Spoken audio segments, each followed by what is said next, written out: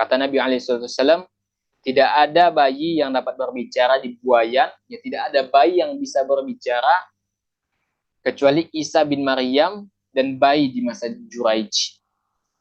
Jadi ada dua bayi saja yang Allah Azza wa Jal, ya, yang Allah Azza wa Jal berikan mereka kelebihan bisa berbicara di waktu buaya. Yang pertama adalah Nabi Isa alaihissalam, yang kedua adalah bayi di masa Juraij. Ya. Lalu ada yang bertanya, wahai Rasulullah, siapakah Juraij? Lalu kata Nabi SAW, Juraij itu adalah seorang rahib yang berdiam diri di rumah peribadatannya yang terletak di dataran tinggi atau di pegunungan. Jadi terdapat juga di sana seorang pengembala yang menggembalakan sapinya di lereng gunung tempat peribadatannya, dan di sana juga ada seorang wanita ya dari suatu desa yang berbuat mesum dengan pengembala kambing itu, berzinah ya. Lalu pada suatu hari Ibu Juraij ini datang dan memanggil si Juraij ini di tempat ibadahnya dan ketika itu Juraij itu sedang melaksanakan sholat. Lalu ibunya memanggil Juraij, ya Juraij, ya Juraij. Lalu Juraij ini berkata di dalam hatinya, ya, ummi wa sholati. Ya Allah, ibuku atau sholat. Juraij ini bergumam di dalam hatinya, apa yang harus aku dahulukan, sholatku, ya, ibuku atau sholatku. Ternyata Juraij ini lebih mendahulukan sholatnya, lanjut dia sholat. Kemudian ibunya memanggil kedua kalinya, ya Juraij, ya Juraij. Kemudian Juraij ini kembali bergumam dalam hatinya, ummi wa sholati, ibuku atau sholatku. Kemudian dia tetap melanjutkan sholatnya, dia tetap memilih sholat. Kemudian ibunya memanggil ketiga kalinya, ya Juraij, ya Juraij. Ternyata Juraij lebih memilih sholatnya. Lalu apa kata ibu Juraij? La amatakallahu ya Juraij hatta tanzura fi wajhil mumisat. Apa kata ibunya? Semoga Allah tidak mewafatkanmu. Wahai Juraij, semoga Allah tidak mewafatkanmu sampai engkau melihat wajah pelacur.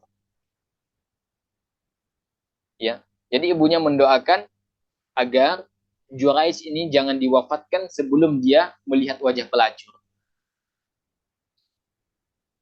Jadi kan tadi ada Juraij ya, di atas gunung itu ada Juraij, ada pengembala sapi ya, kemudian ada wanita pelacur yang kemudian berzinah dengan pengembala itu tadi. Jadi wanita yang menemui penggembala tadi dibawa menghadap raja dalam keadaan telah melahirkan seorang anak. Lalu raja ini bertanya kepada wanita tersebut, ini anak siapa gitu. Lalu wanita ini menjawab, dari Juraij. Lalu raja bertanya lagi, apakah dia Juraij yang kamu maksudnya, apakah yang tinggal di tempat peribadatan itu? Lalu wanita itu mengatakan benar. Lalu raja mengatakan hancurkan rumah peribadatannya Juraij dan bawa Juraij kembali ya. Lalu orang-orang menghancurkan tempat peribadatan Juraij dengan kapak sampai rata dengan tanah dan mengikatkan tangannya di lehernya dengan tali, lalu membawanya menghadap raja. Di tengah perjalanan, Juraij ini dilewatkan di hadapan para pelacur. Ya, jadi doa ibunya Juraij ini di sini terkabul. Juraij ini dilewatkan di hadapan para pelacur.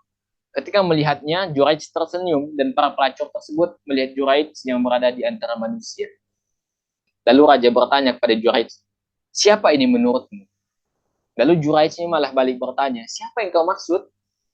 Lalu raja ini raja mengatakan, wanita tadi mengatakan bahwa anak ini adalah hasil hubungannya denganmu.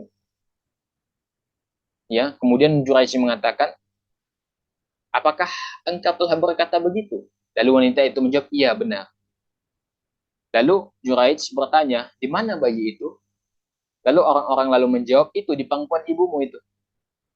Lalu Juraij menemui bayi yang ada di pangkuan ibunya dan bertanya pada bayi itu, nah, siapa ayahmu? Lalu tiba-tiba bayi itu berbicara, ayahku si pengembala sapi. Kontan sang raja mengatakan, apakah kami perlu bangun kembali rumah ibadahmu dengan bahan dari emas? Karena sudah terbukti, anak itu bukan anaknya Juraij. Lalu raja memberikan Sebagai permintaan maaf, raja ingin yang mendirikan rumah ibadah bagi Juraiz, kembali mendirikan kembali dari bahan dari emas. Lalu Juraiz mengatakan tidak perlu, atau dari perak, kata raja. Jangan, tidak perlu, kata Juraiz. Lalu dari apa kami akan bangun rumah ibadahmu kembali sebagai permohonan maaf, gitu ya. Kemudian Juraiz mengatakan, bangunlah seperti sedia kala. Lalu raja bertanya, mengapa engkau tersenyum? Ya, Juraiz menjawab, saya tertawa karena suatu perkara yang telah aku ketahui, yaitu terkabulnya doa ibuku terhadap diriku. Ya, kemudian Juraiz pun memberitahukan hal itu kepada mereka. Jadi hati-hati teman-teman sekalian. Ketika orang tua memanggil kita, maka kita jawab panggilan mereka. Ya, kita jawab panggilan mereka. Karena doa orang tua itu ya bisa jadi makbul. Dan ini terbukti. Doanya Ibu Juraiz ini terbukti dikabulkan oleh Allah Azza wa Jalla. Jangan sampai Juraiz ini diwafatkan sebelum dia melihat pelacur, dan ini terbukti. Ini terbukti, ya. Maka seorang ibu ini pelajaran ya untuk ibu ya, para ibu, para orang tua, ketika kesal dengan anak, maka hendaknya doakan mereka dengan kebaikan meskipun kita merasa kesal dengan anak kita. Ya.